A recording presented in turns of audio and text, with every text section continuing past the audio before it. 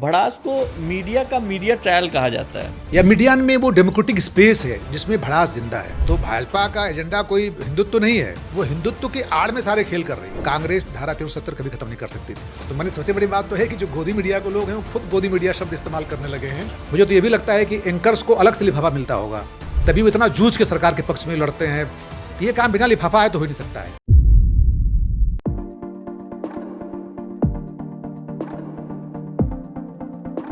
नमस्ते, न्यूज़ पथ भारत में आप सभी का बहुत बहुत स्वागत है।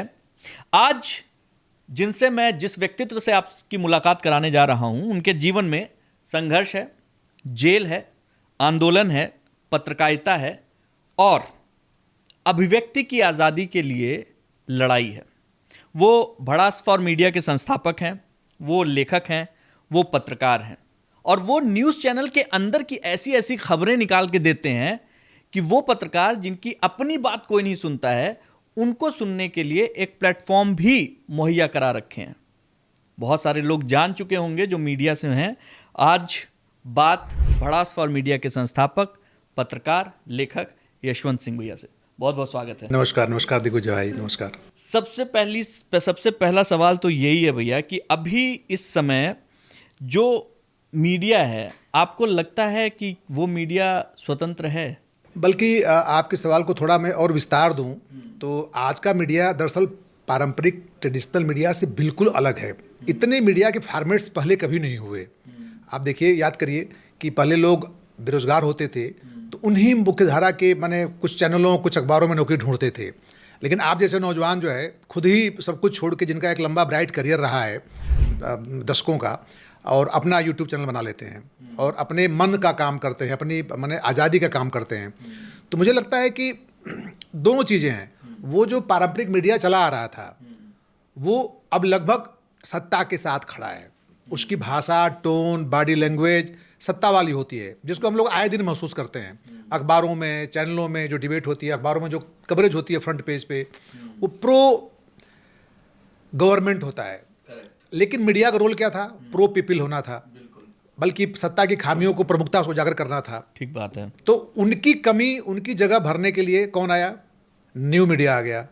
वेबसाइट्स पहले आई, ब्लॉगिंग आया, उसके बाद धीरे धीरे यूट्यूब, सोशल मीडिया आ गए। तो मुझे लगता है कि एक बड़े फलक पे आप देखेंगे तो पारंपरिक मीडिया गुलाम हुआ है और नई मीडिया एकदम जो है फ्रेश एयर लेके आई है। लेकिन इसके खतरे हैं नई मीडिया के, क्योंकि अब तो कोई भी ऐसा लिखता है जो सत्ता को पसंद नहीं है तो तुरंत उसके आर्टिकल्स को सोशल मीडिया से गिरा दिया जाता है, यूट्यूब हटा देता है।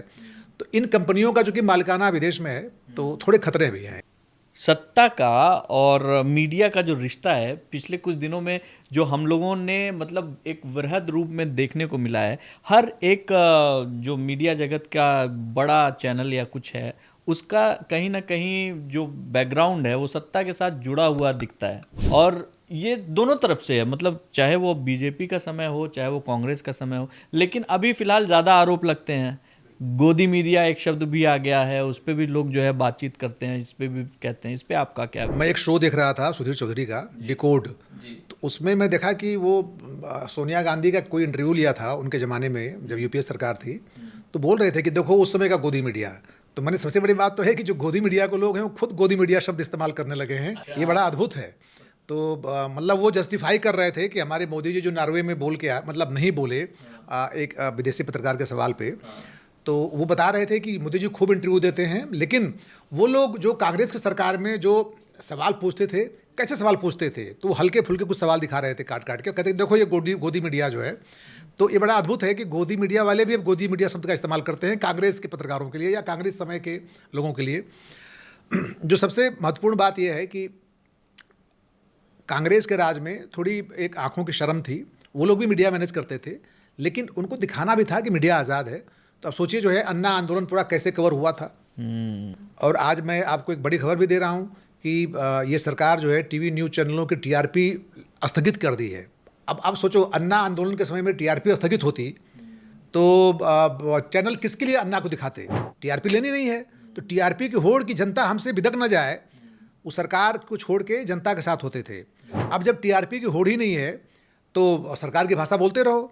हमें दिखाना ही नहीं है कॉकरोच पार्टी को, हमें दिखाना ही नहीं है किसी संजय सिंह को जो आम आदमी पार्टी की बात कर जो आवाज़ उठा रहे हैं, हमें दिखाना ही नहीं है नीट एग्जाम के बच्चों के प्रदर्शन को। तो ये एक बड़ा मतलब बदलाव है कि सरकार बहुत ही अब छोटी छोटी चीज़ों पर नज़र रख रही है मीडिया के, कि टीआरपी को ख़त्म कर दो तो लड़ाई खत्म हो जाएगी। और वो दिखाओ जो हम कर रहे हैं, तो हिंदू मुस्लिम में बने रहो, बताओ कि साहब मोदी जी बहुत महान हैं और एकदम जो है पूरे दुनिया में सबसे दबंग नेता हैं, इसी बहस चलती है आजकल जो है रात में। हम भड़ास फॉर मीडिया पे आते हैं। जब आपने ये बनाया था भड़ास फॉर मीडिया, तो आपको मतलब ये था कि इसका एक मोटिव रहा होगा, या फिर गुस्से में बनाया, सोच समझ कर बनाया, या फिर इम्पल्सिव आया कि भाई कुछ ऐसा करना है? बना तो गुरु गुस्से में ही था क्योंकि हम लोग ये सुन के समझ के आए थे कि कंटेंट इज किंग, लेकिन जब यहाँ पे आए तो पता चला कि मार्केटिंग सेल्स किंग है, और कंटेंट दो खबरों के बीच खाली जगह में मतलब जो है बस, हाँ, विज्ञापन, सारी दो विज्ञापनों के बीच बची हुई खाली जगह को संपादकीय कहते हैं, है ना। तो वो स्थिति हम लोगों ने महसूस की, और फिर पेड न्यूज़ का दौर आया। फिर हम लोगों ने वो भी देखा कि कैसे रिपोर्टर्स पे दबाव बनाया जा रहा है, और मैं सिटी चीफ था तो मैंने फिर मना कर दिया। हमने कहा भाई मैं अपने रिपोर्टर को बिल्कुल अलाउ नहीं करूँगा। तो फिर चुनाव के लिए किसी और को सिटी चीफ बना दिया गया। तो ऐसी स्थितियों में एक समय ऐसा आया कि मैंने वो अंदर की जो आग थी वो धीरे धीरे एक ऐसी स्थिति आई कि मुझे कोई जवाब देने के लिए तैयार नहीं था, और कुछ मेरी अराजकताएँ भी थी कि मैं थोड़ा शराब वराब पी के लोगों को गरिया देता था, है ना। तो ये दिक्कत जो है सब मिला के कम्बो पैकेज ये हुआ कि मैं सड़क पे आ गया। अब आ गया तो लगा कि अब तो नौकरी मिलनी नहीं है, तो चलो कुछ गाली वाली दे के गाँव चलते हैं, खेती करेंगे। तो वो जो गाली देने के लिए अभियान जो बनाया, भड़ास ब्लॉग बना, फिर भड़ास-media.com बना। तो जब गाली हिट होने लगी तो थोड़ा गाली को मैं सफिस्टिकेट करता गया, कि थोड़ा और सरल सहज करता गया। तो फिर ये लगा कि ये तो गुरु चल जाएगा, तो उसको हम लोगों ने एक प्रोफेशनल रूप देना शुरू किया, हालांकि तेवर बनाए रखा। तो पता चला कि मेरी गाली तो ख़त्म हो गई, इंडस्ट्री में बहुत गाली भरी पड़ी है, हर आदमी कुंठित है, हर आदमी परेशान है। और बड़े बड़े लोग जो एक ज़माने में मुझे नौकरी देने के लिए मना करते थे या मिलना नहीं चाहते थे, फ़ोन उठाते थे, बाद में भड़ास का ये खौफ था कि उन्होंने अपने संस्थानों में बैन कर दिया, और वो लालायित होते थे कि मैं उनको फ़ोन करूं या मैं उनका इंटरव्यू करूं जो है।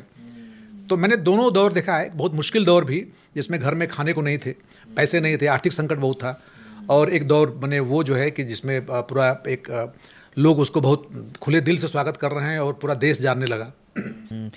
कोई एक इंटरेस्टिंग स्टोरी सुनाइए भैया, जिसको जो स्टोरी आपको लगता हो कि अरे यार इस स्टोरी ये टर्निंग पॉइंट था, या फिर ये स्टोरी जो है लोग चाह रहे थे कि ये न छपे या ये न दिखे या ये न आए। ऐसी ही खबरों से भरा पड़ा है भड़ास मीडिया, भड़ास ऐसी खबरों से भरा पड़ा है। इसको भड़ास को मीडिया का मीडिया ट्रायल कहा जाता है। अब इसको आलोचना के तौर पे लेते हैं आप, या फिर जो है प्रशंसा के तौर पे? नहीं, मुझे ये एक बहुत अच्छी बात लगती है कि जो भारत में जो 4 स्तंभ बताया जाता है, तो 4 स्तंभों में सिर्फ मीडिया में ये ताकत है, या मीडिया में वो डेमोक्रेटिक स्पेस है जिसमें भड़ास जिंदा है। आप कल्पना करो ना कि आईएएस जो भी कार्यपालिका है, मतलब जो एग्जीक्यूट करती है जो है, उसमें क्यों नहीं जो एक पहले आईएएस लॉबी करती थी साहब, महाभ्रष्ट आईएएस का, अब नहीं होता है, वो स्पेस ही नहीं बचा। जो भी आवाज़ उठाता है संजीव भट्ट हो जाता है वो। और मैंने तो मुझे लगता है कम से कम आपके एक स्तंभ में तो ये स्पेस है कि हम अपने अंदर की बुराई पे बात करने के लिए एक प्लेटफॉर्म बनाए हुए हैं। और मैं इसलिए जो है पूरे मीडिया जगत का रिगार्ड सम्मान भी करता हूँ कि पहले भड़ास को क्रश करने की कोशिश की गई कि भाई ऐसा कौन है जो हम लोगों के बारे में खबर छापता है, लेकिन बाद में उनके तमाम प्रयासों या दबावों के बावजूद भी जेल यात्रा भी करा दी, सब कुछ हो गया, तो भी जिंदा रहा। तो एक तरह से इंडस्ट्री ने मान लिया कि भाई हमारे बीच में एक निंदक आलोचक होना चाहिए। तो ये अभी जो दबाव की बात की आपने, तो इसमें आपके ऊपर फिलहाल कानूनी दबाव ज़्यादा रहता है, आर्थिक दबाव ज़्यादा रहता है, या फिर सेंसरशिप का दबाव ज़्यादा रहता है? देखिए, मुझे लगता है कि मैं थोड़ा इधर आफ्टर 50 साल की उम्र होने के बाद एक बदलाव भी आया है मेरे अंदर, थोड़ी उग्रता कम हुई है, थोड़ा शांति मोड ज़्यादा है, थोड़ा स्पिरिचुअल मोड डेवलप हुआ है। मुझे लगता है कि मैं पहले देखता हूँ तो अगर आपके पास पैसे की तंगी है, आर्थिक संकट है, तो एक छोटा मुकदमा भी इरिटेटिंग होता है, क्योंकि आपको उसके लिए एक वकील करना होगा, वकील को एक न्यूनतम फीस देनी होगी। आपके पास पैसे हैं तो आप मैनेज कर लोगे, क्योंकि पैसा असल में इस पूंजीवाद में पैसा एक ऐसा माध्यम है जो आपके मूड को अच्छा कर सकता है और आपके मूड को बिगाड़ सकता है। पैसा नहीं है तो आपका मूड बिगड़ जाएगा। आप यहाँ पे स्टूडियो पे हैं, अगर स्टूडियो का आप किराया देने का पैसा नहीं है तो आप नहीं चला सकते हैं। करेक्ट। तो हमें प्रॉब्लम शुरू में आर्थिक रही, आर्थिक प्रॉब्लम होने से हमें फिर लीगल को भी झेलने में दिक्कत आती थी, हमें पोर्टल को चलाने में भी दिक्कत आती थी, हमें स्टाफ नहीं रख सकता था मैं, क्योंकि उतने पैसे नहीं होते थे। तो वन मैन आर्मी था, दिन भर काम किया, रात में एक पौवा पिया। तो इस तरह से काम चलता रहा वर्षों वर्ष जो है। तो ये इस बीच में जो आपकी जेल यात्रा थी, जिसमें आपने जाने मन जेल लिखा था, किताब आपकी जो है वो जाने मन जेल, वो उसके पीछे की कहानी क्या थी? नहीं, जेल जाने की या किताब के पीछे? दोनों की, क्योंकि वो जाने मन जेल तो वहीं से उत्पत्ति उसकी वहीं हुई। देखिए, जेल जाने के पीछे एक तो पूरे इंडस्ट्री में ये एक संपादक मैनेजमेंट लेवल में एक माने खौफ तो था ही भड़ास का, तो लोग बहाने ढूंढ रहे थे। दूसरा कुछ हमारी भी अपनी अराजकताएं थी कि शराब वराब पी के किसी को गिरा देना, फ़ोन कर देना, है ना। तो वो पूरा एक माने मिला जुला के ऐसा हुआ कि मैं ट्रैप हो गया और मुझे जेल भेज दिया गया। अच्छा, जेल जाते ही फिर मेरे ऊपर धड़ाधड़ कई मुकदमे और होने लगे। जो होता नहीं कि आप किसी को पकड़ लो तो फिर उसको निकलने मत दो। तो अभी एक पे जमानत मिलेगी तो एक और मुकदमा ठोक दो, एक मुंबई में ठोक दो, एक यहाँ ठोक दो, एक वहाँ ठोक दो। तो वो चलता रहा। लेकिन कुछ मेरे साथ ऐसी चीज़ें हुई कि जेल में मैं बड़ा डरते हुए गया था, लेकिन अंदर बहुत ही शानदार माहौल था। और वहाँ जेल अधीक्षक वृषराज शर्मा जी थे, बहुत ही शानदार जेल प्रबंधन था डासना जैसी जेल में। मैंने वहाँ पे लाइब्रेरी में खूब किताबें पढ़ी, मैंने वहाँ पे योगा किया, मैंने वहाँ पे खूब खेला। मतलब मेरा जेल से निकलने का मन नहीं होता था, क्योंकि वहाँ इतनी कहानियाँ होती थीं। हर आदमी एक कहानी की तरह टहल रहा है, किसी को जो है पकड़ को हल्का सा सहला दो तो वो फट पड़ता था। तो मुझे बहुत मज़ा आता था वहाँ पे। और बाद में जब मैं छूट के आया तो मैं अक्सर जेल जाता था हर हफ्ते, लोगों को गिफ्ट लेके, जो कम जिनके पास जुर्माने के पैसा नहीं है उनको रिहा कराने। तो मुझे लगता है कि ये पूरी यात्रा जो है रही जेल जाने की, उसमें एक चैलेंज मुझे प्रकृति ने या ईश्वर ने या सुपर पावर ने दिया कि भाई तुम ये जो काम कर रहे हो लीक से हटके, तो इसके बड़े सबक भी, इसके बड़े संघर्ष भी, इसके बड़े कड़े बने आपको झेलना भी पड़ेगा। तो वो दौर हम लोगों ने झेला। तो फिर इंडस्ट्री फिर मुझे लगता है उसके बाद लगभग मान गया कि भाई भड़ास मीडिया एक आवश्यक बुराई है हमारे बीच में और इसको ये रहेगा। क्योंकि मेरा कोई और मिशन नहीं था। तो लोग अभी भी पूछते हैं कि भाई साहब इसके अलावा क्या करते हैं। तो बड़ा मुश्किल सवाल बता रहा है कि भाई इसके अलावा मैं यही करता हूँ। बड़ा कठिन दौर रहा होगा भैया वो जो आप बता रहे हैं। उसमें जो है सुनने में आदमी जो है भले ही एक कान से सुने निकाल दे, लेकिन जब चलता रहता है लगातार, तो चूंकि आप भी एक फैमिली, परिवार, करियर, माँ बाप की लेगेसी, सारी चीज़ें लेके चल रहे होते हैं। कभी उस समय मतलब मन में कभी एक बार आया कि भाई बहुत झेल गया, भड़ास मीडिया बंद कर दिया जाए? नहीं, ऐसा नहीं आया। ऐसा तब आता है जब भड़ास मीडिया रिस्पांसिव ना हो, आपको रिस्पांस ना कर रहा हो। यहाँ पे खबर छपते ही 5 मिनट में जो संबंधित पात्र होते हैं उसके, उनका फ़ोन आ जाता है या वो रिजेक्ट करने लगते हैं या नोटिस आ जाता है। तो ये हम लोग चूँकि आत्मा से जर्नलिस्ट हैं तो मज़ा आता है फिर कि भाई मतलब आप जो है जब खबर करते हो और उसका रिस्पांस मिलता है एग्जैक्ट तुरंत, तो फिर आनंद आता है। तो अब मैं देखता हूँ कि अभी भी भड़ास की जो रीच है और जो उसको लोग पढ़ने वाले हैं, खबर पब्लिश हुआ नहीं कि लोग अप्रोच करने लगते हैं कि भाई साहब उसमें ये गलत है और ये गड़बड़ है और ये क्यों छप गया और ये पक्ष नहीं लिया, और या तो नोटिस दे देंगे लीगल या हटा दीजिए देख लेंगे, मैंने बहुत सारा होता है।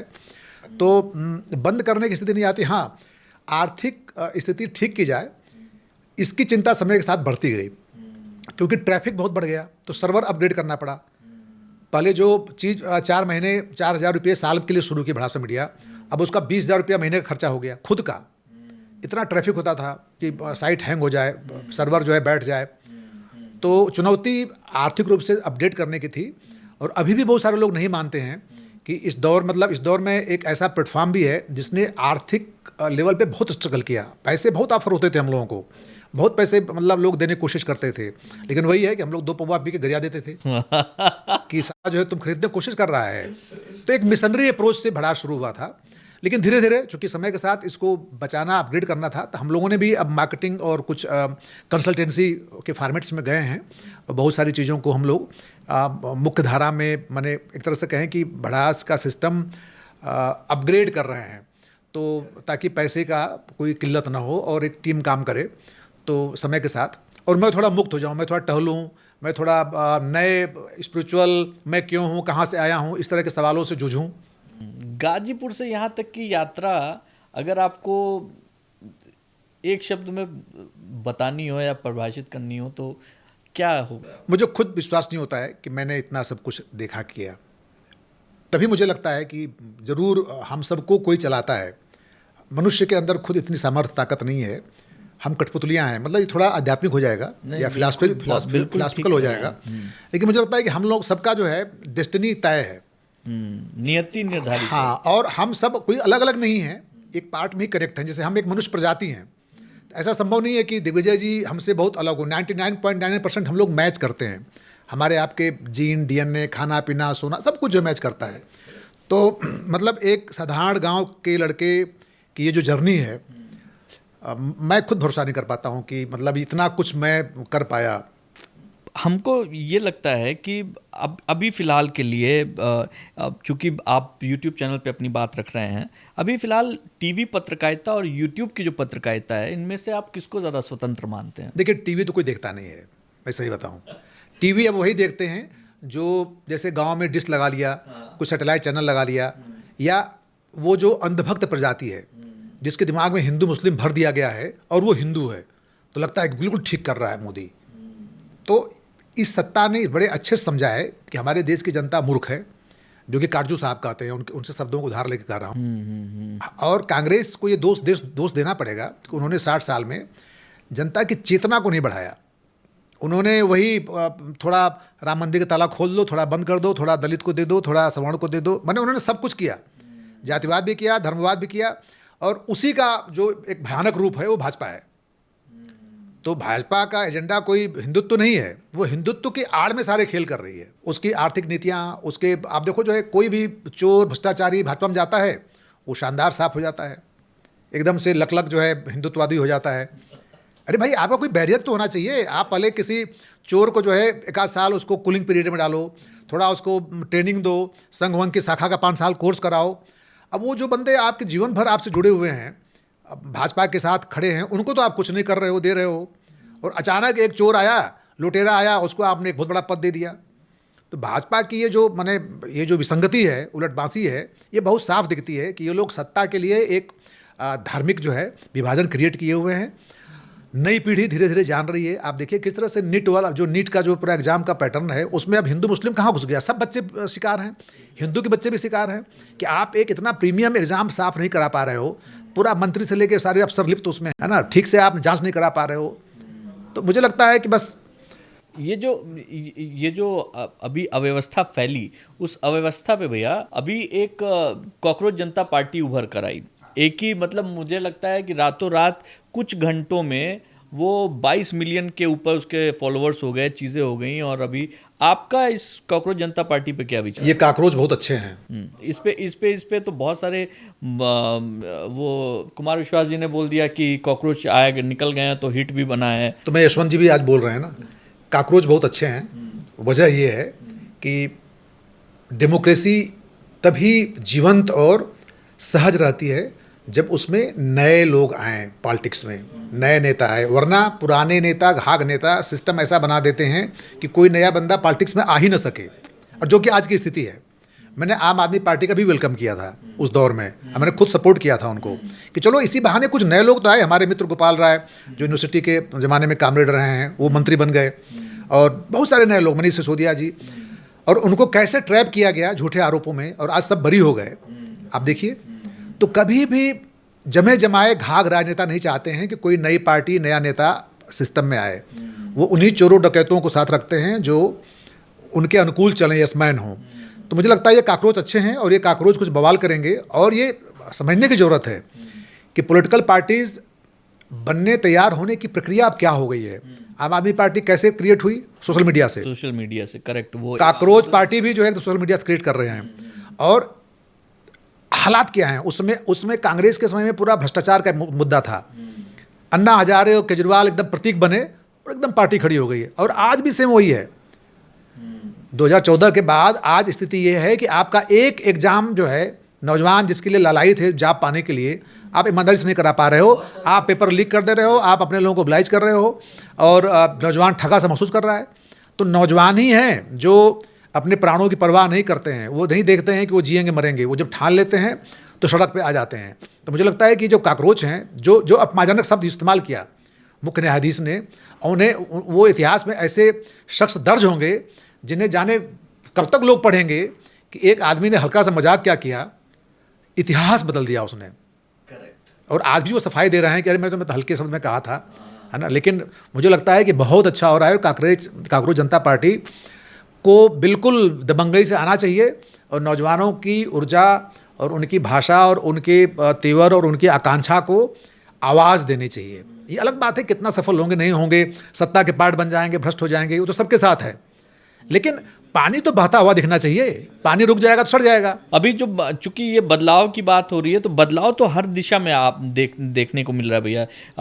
पत्रकारिता में भी देखिए, एआई भी आ गया, चैट जीपीटी भी आ गया, बहुत सारी चीज़ें आ गई हैं। यहाँ भी चीज़ें बदलता हुआ दिखाई दे रहा है। आपको लगता है कि जो अभी नई युवा पीढ़ी जो जर्नलिज्म में अपना करियर बनाना चाहती है, उनको क्या क्या होमवर्क करके आना चाहिए? आपने क्या आपका अगर सजेशन मांगे तो? बिल्कुल बदल गया है और मतलब 360 डिग्री बदल गया है। जर्नलिज्म अब एक्स्ट्रा टैलेंटेड युवाओं की डिमांड करता है जो एक साथ, पहले था ना मल्टीटास्कर हों, अब तो मल्टीटास्कर खुद एआई है।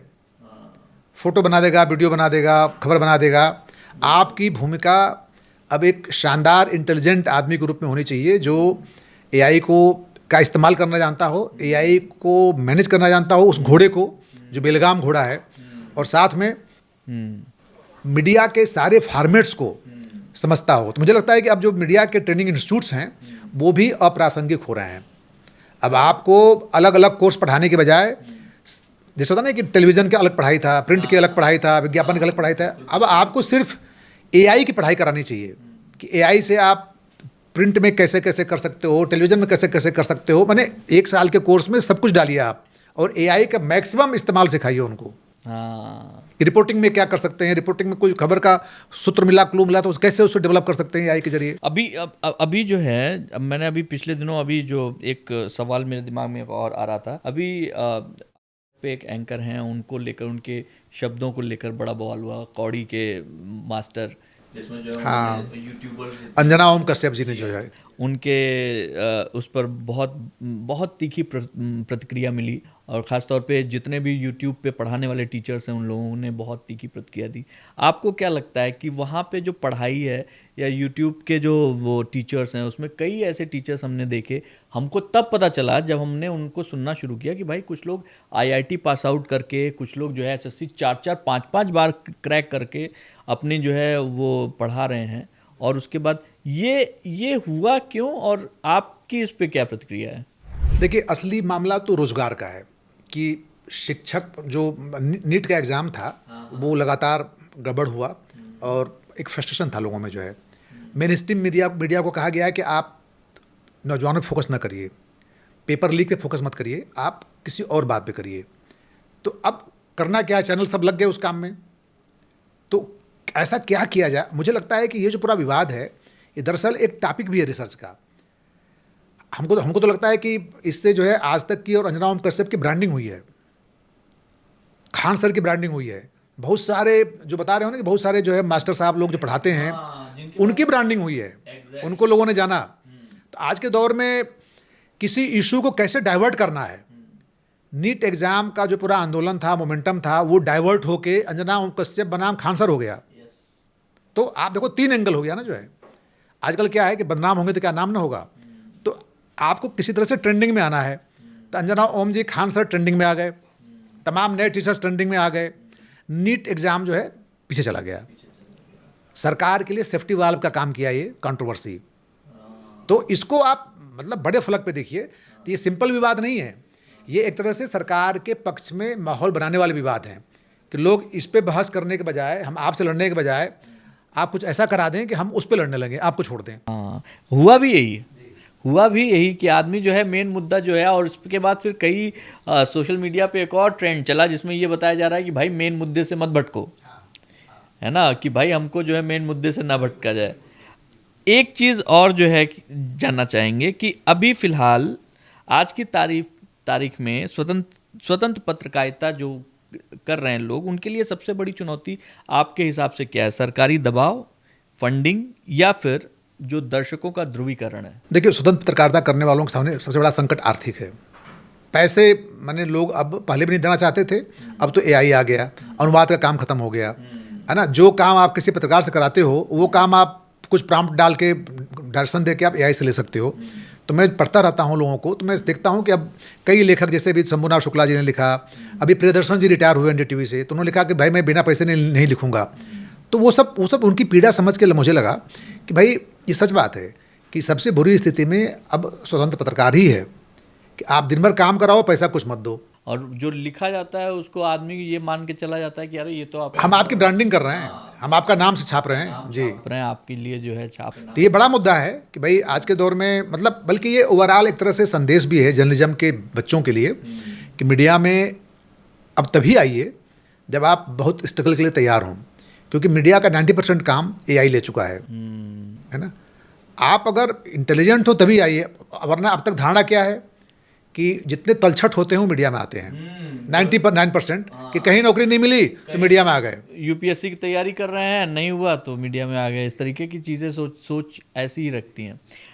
पर्सनल उस पे आते हैं भैया।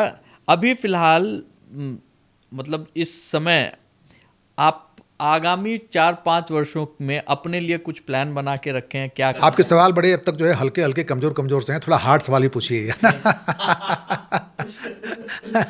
मैं हार्ड सवाल पे जो है हार्ड और हार्ड, हाँ, तो अभी पहले हार्ट से जुड़ा हुआ सवाल है कि आपको आगामी 5 सालों में क्या सोचा है आपने पर्सनली अपने बारे में? नहीं, देखो मुझे लगता है कि मैं अपना काम कर चुका हूँ, या मैंने कोई महान काम नहीं किया, लेकिन जो भी काम है वो कर चुका हूँ। जैसे होता है ना कि एक आदमी पहले डिफाइंड था कि 60 साल पे रिटायर होता है, 58 पे होता है, ऐसे ही कुछ है। मैंने अपने को 53 की एज में रिटायर मान लिया है। तो एक तो मैं भड़ास का सारा काम दूसरों को दे रहा हूँ, मैंने टीम करे जो है ना। और मैं जो होता है कि आदमी 60 के बाद, जब रिटायर होने के बाद वो सोचता है कि मैं जीवन क्या है, मैं कहाँ से आया था, ये सब शुरू होता है। वरना उसके पहले क्या था कि भाई अपनी नौकरी है, परिवार चलाना है, घर बनाना है, जो रोटी कपड़ा मकान का संघर्ष था। तो उससे मैं मुक्त हो गया हूँ, और अब मैं रियली जो है टहल के, भ्रमण करके, मिल के, जैसे मैं अभी गया था अंजनी सैंड, वो देवप्रयाग के 40 किलोमीटर ऊपर है। एक आईबी के रिटायर अफसर हैं और एक मेरे गाजीपुर के मित्र हैं, दोनों दो के साथ। तो वहाँ पे एक बहुत ही विद्वान व्यक्ति जो है आनंद द्विवेदी जी, यूट्यूब पर सर्च करिएगा आनंद द्विवेदी, वो बैठते हैं पहाड़ के ऊपर। कानपुर वाले? नहीं, ये अलग है। बैठते हैं और वहाँ पे बच्चों को पढ़ाते हैं, प्लस उनके साथ एक पूरी टीम है 20-25 लोगों की, जो विभिन्न सेक्टर्स के जॉब छोड़ के आए हुए हैं, वो भी बच्चों को पढ़ाते हैं, सुबह शाम ध्यान कराते हैं, और बहुत ही गूढ़ विषयों पे वो उनके वीडियोज़ होते हैं, प्रवचन होता है और वो बात होती है। तो मुझे ऐसे लोगों से मिलना अच्छा लगता है, विविध प्रकार से के लोग जो हैं। तो मेरे लिए अब जो है ये जो दुनियादारी है उससे डिटैच होते जाना ही सबसे बड़ी प्राथमिकता है। मैं कितना मन को शांत रख सकूं। जैसे गौतम बुद्ध ने कुछ चीज़ें कही, तो हम लोग बुद्ध को पढ़ते हुए बड़े हुए, लेकिन बुद्ध ने जो कहा उसको जीना और महसूस करना और उस मन स्थिति पे पहुंचना, ये एक चैलेंज होना चाहिए। कि जैसे मैंने अभी किसी का पढ़ रहा था कि सबसे बड़ा टास्क जीवन में क्या होता है, मन को शांत रखना। जब मन शांत है तो आपकी बॉडी की प्रकृति जो है वो एसिडिक नहीं होगी, है ना। आप बेचैन हैं, असंतुष्ट हैं, आप लगातार पीछा कर रहे हैं किसी भी चीज़ का, तो आप उग्र रहेंगे, आपके अंदर पूरा एक बेचैनी होगी, तो वो एसिडिक माहौल रहेगा, तामसिक माहौल होगा। ये सब समझ में आता है मुझे। आप जब विपश्यना ध्यान करते हो तो आप एकदम कूल हो जाते हो, आपकी बॉडी कूल हो जाती है। आपने किया है? हाँ, मैं 10 दिन का कोर्स करके आया। अच्छा। और मैं रोज़ कोशिश करता हूँ मिनिमम 10 मिनट से लेके 2 घंटे तक बैठूं बिना हिले और ध्यान करने की कोशिश करूं जो है, तो मुझे बड़ा आनंद आता है। और अब मुझे बिल्कुल, पहले भी मैं एकांतवासी था, एकांतवास मुझे अच्छा लगता था, और अब मैं ज़्यादा एकांतवासी हूँ। तो मुझे मतलब मुझे आप अकेला छोड़ दो तो मुझे लगता है कि मैं मेडिटेशन करते हुए समय काट लूँगा, जरूरत ही नहीं पड़ेगी मुझे किसी कंपनी की। विपश्यना के बारे में थोड़ा सा और जानना चाहेंगे कि अगर कोई व्यक्ति करना चाहता है तो कैसे कर सकता है? एक सिंपल सी वेबसाइट है, अनुभव आपका? एक सिंपल सी वेबसाइट है, विपश्यना लिखेंगे आप तो वो वेबसाइट टॉप पे आएगी गूगल पे।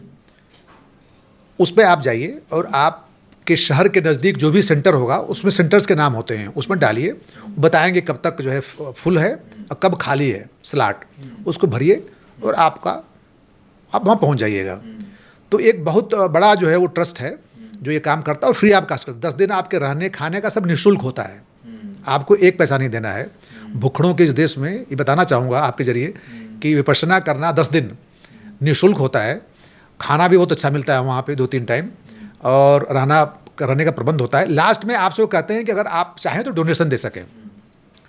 तो एक तो ये सच्चाई है, लेकिन दूसरा फैक्ट क्या है कि लोग 3 दिन के बाद वहाँ से भागना शुरू कर देते हैं। अच्छा। हाँ, आपको 3 दिन लगातार 12 घंटा 10 घंटा कुछ न करने दिया जाए, कुछ न बोलने दिया जाए, आंख नीची करके चलना है, किसी से इंटरेक्ट नहीं करना है, तो मुझे लगता है कि बेचैन आत्माएं तो भागी जाएंगी। और दूसरा उसमें क्या बदलाव आता है कि आप सही में शांत होने लगते हैं। मतलब मैं एक थोड़ी बड़ी बात, दार्शनिक बात करना चाहता हूँ कि मनुष्य या कोई भी प्राणी करने के लिए क्रिएट किया गया है। उसकी प्रोग्रामिंग जो है प्रकृति ने करने के लिए किया है। न करना हमारी प्रोग्रामिंग के खिलाफ है। तो न आपसे कहा जाए कि आप कुछ मत करिए, तो ये सबसे मुश्किल काम है। तो दरअसल बाहरी दुनिया की यात्रा में करना महत्वपूर्ण है, आंतरिक दुनिया की यात्रा में न करना महत्वपूर्ण है। और जब आप न करते हो तो आप अंदर उतरते हो, वो प्रस्थान बिंदु है।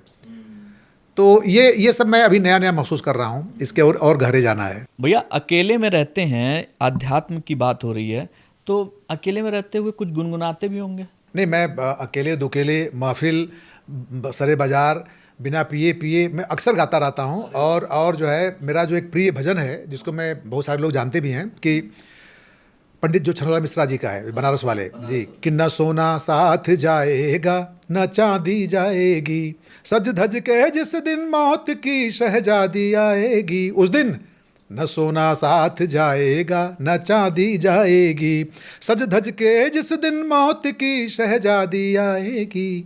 छोटा सा तू कितने बड़े संसार हैं तेरे, ए मनुष्य, छोटा सा तू कितने बड़े संसार हैं तेरे, सोने का तन मिट्टी का तन सोने के संसार हैं तेरे, मिट्टी की काया मिट्टी में जिस दिन दबाएगी, पंछी है तू तोड़ पिजड़ा तोड़ के उड़ जा, माया महल के सारे बंधन छोड़ के उड़ जा, जिस दिन धड़कन में मौत तेरे गुन गुन गुन गुनाएगी, उस दिन न सोना साथ जाएगा न चांदी जाएगी, कर्मों का परताप तूने पाया मानव तन, पाप में डूबा है पापी देखो तेरा मन, ये पाप की लंका तुम्हें जिस दिन जलाएगी, उस दिन न सोना साथ जाएगा न चांदी जाएगी। क्या बात है, हर हर महादेव। हाँ, तो अभी अगर आपको अपनी आसपास की अभी की राजनीति में कौन कौन ऐसा लगता है कि उनको विपश्यना जरूर ज्वाइन करना चाहिए? ये सवाल थोड़ा बड़ा अलग किस्म का है, उसका जवाब भी अलग किस्म से होना चाहिए। देखिए, मैं एक बड़ी बात कहना चाह रहा हूँ कि लोग या तो मोदी के विरोधी होते हैं या मोदी के समर्थक होते हैं। मैं थोड़ा नए नज़रिए से देखता हूँ इसको। जो है, जैसे मैं कहूँ कि प्रकृति ने कुछ काम मोदी के जरिए कराए। इतिहास में कालखंड होता है। कांग्रेस धारा 370 कभी ख़त्म नहीं कर सकती थी। उसने कश्मीर में शांति बहाली सारे उपाय किए, अशांत रहा कश्मीर। धारा 370 मतलब जो है कि अरे मैंने सोच भी नहीं सकते थे। हम लोगों की भी ट्रेनिंग जो है ऐसा जैसे वामपंथी संगठनों में हुई, छात्र राजनीति में, तो मतलब वो अरे धारा 370 क्या बात कर रहे हैं, वही तो मैंने रीढ़ है भारत में कश्मीर को जोड़ने की, घंटा हटा दिया इन सबों ने। राम मंदिर का इशू, ठीक है, दुनिया में धर्म खत्म हो रहे हैं या कम हो रहे हैं या नास्तिकता बढ़ रही है ना, जो भी आप कहिए, लेकिन मेरा कहना है कि आप अतीत से एकदम नहीं भाग सकते हो। आपका एक पहचान तो था ही, हिंदुज़म एक पहचान है और लोकल, और हिंदुज़म को लगातार आक्रमणकारियों ने रौदा है, ये भी सच है। उन्होंने उनकी जगह जो है रिप्लेस कर करके जो है तमाम चीज़ें बनाई।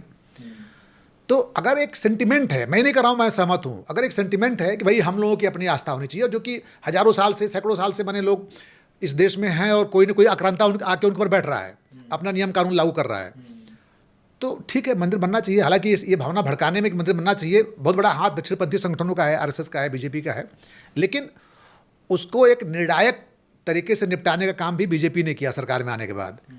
मज़ेदार है कि कांग्रेस ने क्या किया, वो भी उसको भुनाती रही कभी ताला खुलवा दे, कभी ताला बंद करा दे। माने हिंदू भावनाओं से खेलने का काम, मुस्लिम भावनाओं से खेलने का काम, ये खेल तो मजहबी भावनाओं से खेलने का काम कांग्रेस ने शुरू किया। तो ये क्या ट्रिपल तलाक ये बीजेपी ही कर सकती थी, वरना राजीव गांधी ने तो पूरा उसको बदल दिया था, सुप्रीम कोर्ट के फैसले को भी पलट दिया था। तो मुझे लगता है कि कुछ फैसले एक कालखंड में कुछ लोग ही करते हैं, हाँ, लेकिन ये अच्छे जो कर चुके हैं अब क्या कर रहे हैं, अब बने रहने के लिए वही आर्थिक भ्रष्टाचार, अराजकता, भाई भतीजावाद, वंशवाद, जो जो आरोप लगा के आए हैं सब वही कर रहे हैं। बेटों को टिकट दे रहे हैं, बेटों को आगे बढ़ा रहे हैं, बेटों को विदेश में पढ़ा रहे हैं। आम जनता, आम नौजवान बेरोजगार है, परेशान है, महंगाई भयानक है। आप डीजल पेट्रोल से देश को लूट रहे हो, है ना। आप जो है खर्चे कम करने के लिए आम आदमी से कर रहे हो, और खुद जो है दुनिया के हर देश में घूम रहे हो, करोड़ों करोड़ खर्च कर रहे हो, अरबों खर्च कर रहे हो। आप किसी उद्योगपतियों को सब दे रहे हो, सब लुटा रहे हो। तो मैंने ये सब दिखता है नीचे फलक पे। तो मेरा मानना है कि विपश्यना सबको करना चाहिए, और करके ये महसूस करना चाहिए कि क्या हमारा जन्म गलत कामों को करने के लिए ही हुआ है, या जिसे हम गलत काम कर रहे हैं प्रकृति ने उनको उसी लिए चुना है कि तुम्हारे लिए सही काम यही है। क्योंकि विविधता प्रकृति के नेचर का एक फॉर्मेट है। जितनी विविधता होगी प्रकृति उतनी ही खुश होगी, या उसको उतना ही आनंद आता है। तो इस दौर में परम हत्यारा भी होगा और परम शांति क्रिएट करने वाला व्यक्ति भी होगा। ये हमेशा रहा है। कब किसका पलड़ा भारी है, बस इसी का खेल है। वरना है होते दोनों ही हैं। किसी को हत्या में मजा आता है और किसी को दूसरे से प्रेम करने में। राजनीति में आप अभी अब से जो है 2047 की बात अक्सर चर्चा में रहती है, आप कैसे देखते हैं राजनीति के उस कालखंड को, आज से 10 साल बाद? ये सब चोचलेबाजी है, मुहावरे हैं। जब मोदी जी आए थे तो 20-22 की बात कर रहे थे, 24 तक की बात कर रहे थे, याद करिए, है ना। तो ये सब जो है दक्षिण पंथियों का, संघियों का पाखंड है ना। जनता को भरमाए रखिए। और मेरा मानना है कि एक मौका था दक्षिण पंथ के लिए, ये बहुत शानदार मौका था अपने चाल चरित्र चेहरे को ठीक कर ये मैसेज देने का कि हम लोग वाकई अच्छे लोग, ईमानदार लोग हैं। मुझे लगता है कम्युनिस्ट ज़्यादा अच्छे होते हैं सत्ता चलाने में। वो कम से कम निजी बेईमानी नहीं करते हैं, न करने देते हैं। हाँ ठीक है, उद्योग धंधे में यूनियन बन जाएगी, है ना, मैंने वो बहुत सारी पॉलिटिक्स होती, निवेश थोड़ा कम आएगा, ये सब बहुत ड्रामा होता है। लेकिन वो निजी तौर पे बेईमान नहीं होते हैं। आप बता दो किसी कम्युनिस्ट नेता के यहाँ, एक आध दो बहुत रेयर आप छोड़ दो जो है, तो CBI ED पहुँचती है, क्या मिलता है? कुछ नहीं मिलता उनके यहाँ। लेकिन ये देखिए जो दक्षिणपंथी हैं, संघी हैं, इनके यहाँ सब भ्रष्टाचारी ही भरे पड़े हैं। खुद के तो कम पड़ गए, बाहर से भी ले लिया। हर पार्टी के करप्ट लोग आ गए इनके यहाँ। अभी भैया, अभी इस समय जो हम लोगों के समझ लीजिए 4 स्तंभ हैं जिस पे हम लोग सारी चीज़ें टिकी हुई हैं, आपको क्या लगता है उसमें जो है खास तौर पे मीडिया के बारे में, क्योंकि हम लोग उसी से जुड़े हुए हैं, वो कितना जो है वो कितना सशक्त है, या वो अभी क्या बदलाव, जिस बदलाव से गुजर रहा है उसमें कितनी जो है कमियां या कितनी अच्छाइयाँ? देखिए, टेलीविज़न और अखबारों ने अपना भरोसा खो दिया है, ये एक फैक्ट है। और इसमें बहुत बड़ा योगदान मोदी जी का भी है। उन्होंने जिस भी तरह से डरा के, धमका के, ओबलाइज करके जैसे भी किया है, लेकिन सारे लोग नतमस्तक हैं। किसी की हिम्मत नहीं है कि वो सत्ता के खिलाफ लिख सके। खिलाफ भी छोड़ दीजिए, विपक्ष को प्रमुख जगह दे सके, या विपक्ष भी छोड़ दीजिए। एक शब्द था ना कि जो खोजी पत्रकारिता अब कोई कर रहा है, सबकी SIT भंग हो गई है। आज चल भी रही है तो किस पे? वही कि वो भ्रूण की जांच कर रहा है कि लड़की एक लड़का है, इस टाइप के छोटे मुद्दों पे जो चल रहा है। आप पॉलिटिकल खोजी जर्नलिज्म कहाँ गया? आप क्यों नहीं मने करते हो कि जो नीट के एग्ज़ाम हैं और तमाम एग्ज़ाम के पेपर लीक हो रहे हैं, इसका आप स्टिंग कराओ, या इसका असली दोषी कौन है? हिम्मत ही नहीं है छापने की सर। तो अब जो है, जो पारंपरिक ट्रेडिशनल मुख्यधारा की मीडिया है, बड़े मीडिया हाउसेज हैं, वो सब टर्नओवर बढ़ाने की कॉर्पोरेट बिजनेस हाउसेज हो चुके हैं। एक लाइन में कहें तो उनसे आप मीडिया शब्द एक लगा हुआ है, वरना वो मीडिया है कहीं नहीं है। उनका टर्नओवर बढ़ रहा है, बैलेंस शीट बढ़ रही है, कुछ सामने आ रहा है बैलेंस शीट में, कुछ टेबल के नीचे आ रहा है। मुझे तो ये भी लगता है कि एंकर्स को अलग से लिफाफा मिलता होगा, तभी वो इतना जूझ के सरकार के पक्ष में लड़ते हैं और जो है लिखते हैं, अपने चैनलों पे ही नहीं, अपने सोशल मीडिया अकाउंट्स पे, पर्सनल लाइफ में एकदम भक्ति के हद तक उलझ जाते हैं। तो ये काम बिना लिफाफा है तो हो ही नहीं सकता है। एंकर, वो एंकर हैं या फिर वो सेलिब्रिटी में तब्दील हो चुके हैं? जो भी हैं, देखिए अंततः हैं तो मीडिया के पार्ट ना। भाई मीडिया बताते हैं मैं पत्रकार हूँ, तो पत्रकार का एक दायित्व क्या होता है कि आप जो भी सिस्टम चल रहा है सरकार का, उस पर एक आलोचनात्मक नज़र रखिए, सही बात है ना, न कि सीधे आंख बंद करके अंधभक्त होकर जय जय करिए आप जो है। तो बड़ा दुर्भाग्यपूर्ण समय है ये। मतलब लोकतंत्र का चौथा स्तंभ एक तरीके से कॉरपोरेट का विस्तार हो। एकदम कॉर्पोरेट बिजनेस हाउसेज का एक्सटेंशन है मीडिया। बस एक लगा हुआ बस पुछल्ला है। वो अपना टर्नओवर बढ़ा रहे हैं, बैलेंस शीट बढ़ा रहे हैं, और प्लस उसके जरिए सरकार से बहुत सारे और धंधे का काम ले रहे हैं, धंधा अपना बढ़ा रहे हैं, प्लस बिलो द टेबल बहुत सारे काम कर रहे हैं। जैसे उनको ज़मीनें सस्ती मिल जाती हैं, उनका जो और धंधा है ना, चाहे रिफाइनरी का धंधा हो, चाहे सड़क का धंधा हो, चाहे उद्योग का धंधा हो, उसमें मतलब मिल जाती है उनको जो है। तो वो सरकारों से, मतलब मीडिया एक तरह से सरकारों से बार्गेन करने का माध्यम है। आजकल कुछ पढ़ रहे हैं भैया, कोई किताब? मोबाइल ने, छोटी स्क्रीन ने सब बंद करा दिया है। हालांकि मैं कहूँ तो मेरे पास बहुत किताबें आती रहती हैं। अभी गाज़ीपुर के संजय गुप्ता जी अपने मित्र हैं, उनकी जो है एक भोजपुरी मुहावरों पे किताब है, वो मैं उठा के कभी कभी देख लेता हूँ। लेकिन वही है, जैसे एक पुलिस अधिकारी मित्र ने मुझे कहा कि आप रुचि रखते हैं अध्यात्म में, तो आप कश्मीर के शैव दर्शन को पढ़िए। तो अब उसको मैं ऑनलाइन सर्च करता हूँ, पढ़ता हूँ। प्लस जो जिज्ञासा होती है, हम लोग एआई के जरिए उसको, जैसे मैं चाइनीज़ लैंग्वेज सीख रहा हूँ एआई से। हाँ, तो उसमें कैसे क्या क्या बोलते हैं, शुरुआती पाठशाला, ध्यान मेडिटेशन के जो स्टेजेस होते हैं उसको मैं एआई से सीख रहा हूँ कि भाई एडवांस स्टेज में क्या होता है, उसके पहले क्या लक्षण आते हैं। तो अब सही कहा जाए तो गुरु एआई है, और एआई का जितना आप इस्तेमाल करेंगे विविध तरीके से, उतना ही आप अपने को भविष्य की लड़ाई के लिए परफेक्ट तैयार करेंगे। और एक चीज़ और समझ लीजिए आप कि एआई का में भारत का इन्वेस्टमेंट नहीं हुआ समय से, तो आज अभी कुछ दिनों के अंदर भारतीय जो शेयर मार्केट है वहाँ से पूरा पैसा निकल के चला गया, और हम चौथे से छठवें नंबर पे आ गए। क्योंकि अब सब लोग वहाँ लगा रहे हैं जहाँ पे एआई है, भविष्य तो एआई का है। कभी आईटी सेक्टर भारत का लीडर था, आईटी सेक्टर के लड़के जो है नए नए फ्लैट खरीदते थे, रियल एस्टेट बूम पे था। अब जो है छटनी हो रही है आईटी सेक्टर में, और सारा आईटी सेक्टर का काम जो एआई कर रहा है। एआई कहाँ निवेश है, वो सारे विदेश में है। तो अभी एक बड़ा ट्रांजिशन फेज है जिसमें हमारी इकनॉमी को भी बहुत झटका लगेगा, लग रहा है। अभी तो ऑलरेडी ये बात निकल कर आ रही है कि आने वाले दिन बहुत ही मुश्किल है भारत के लिए जो है जी। और इस ये जो सरकार है इस समय, मोदी सरकार, ये इस बात को नहीं समझ पा रही है। राहुल गांधी ने जो कहा आर्थिक सुनामी का, वो मैंने ही सहमत हूँ कि ऐसा कोई सुनामी टाइप की स्थिति होगी। लेकिन जब आप भविष्य को देख के निवेश नहीं करेंगे तो दिक्कत तो आएगी ही आएगी। मार्केट क्रैश होगा, आपका जो है रियल एस्टेट है, प्रॉपर्टी है, वो सब स्लो डाउन, मतलब बाजार ओवरऑल एक मंदी के मोड में चला जाएगा। मीडिया, खास तौर पे यशवंत भैया, आप अगर एक लाइन में पूछूं, मीडिया ने आपको क्या दिया और क्या छीना?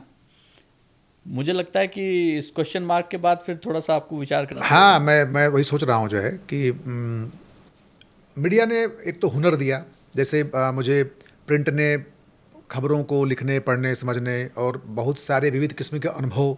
जैसे मैं देखता हूँ कि मैं अक्सर, मेरे यहाँ बच्चे बोलते हैं कि तुम निगेटिव खबरों में ज़्यादा बात करते हो, कि वहाँ आग लग गई, वो मर गया, ये हो गया, वो हो गया। तो हम लोग जो जिस तरह के माहौल में मैंने काम किया है, तो हम लोग भाई सामान्य बात तो खबर है ही नहीं, कोई खुश है खबर है नहीं, तो निगेटिव चीज़ें खबर होती थी, तो वो पर्सनालिटी के पार्ट बन गया।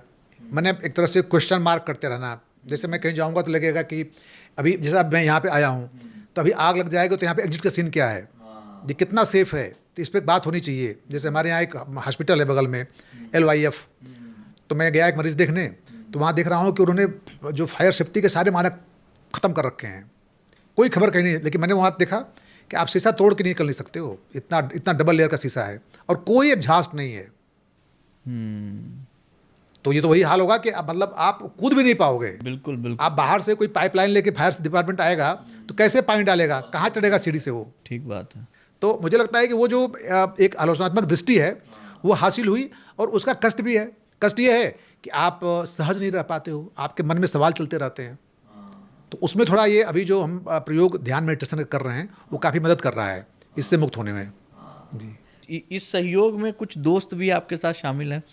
अगर बहुत बहुत, और 99% अनजान लोग दोस्त बने, और जो दोस्त थे ट्रेडिशनल वो बहुत कम काम आए।